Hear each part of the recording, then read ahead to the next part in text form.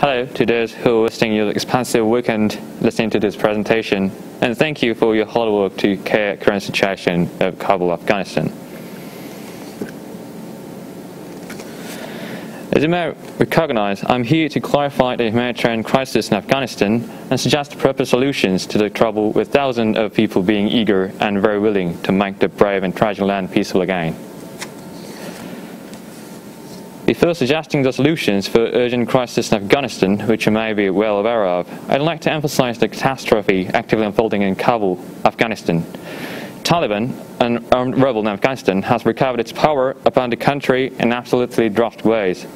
They have suppressed general human rights, which should have assured by the Universal Declaration of Human Rights set in the Grand Hall of Charlotte Palace in Paris of 1948. Furthermore, all extremist groups in the region might grow more critical unless the worldwide community strongly regulates the expansion of the Taliban. In fact, Islamic State and the Taliban have been in a sharp conflict since 2015, which makes the situation worse and more unpredictable. I'm sure that all of us strongly agree with the statement that the international threat we are now facing is not a classical type problem that individual nations can separately deal with, but something bigger and more serious that global society must cooperate in a vivid objective consciousness to resolve. Here are some probable offers. So, how to react to our common enemy.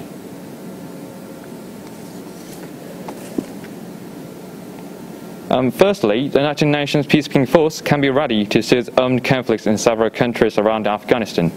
This is also needed to stabilize inhabitants whose families live near Afghanistan.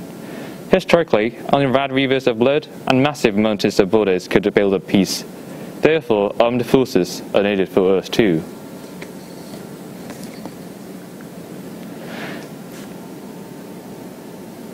Secondly, the establishment of an educational institute to help people in Afghanistan recognize the significance of humanitarian values can follow the first solution. Under the instantaneous effect for peace in Afghanistan, we have no choice but to keep the peace to last as long as possible, which can be accomplished with no blades and guns, but pens and educations.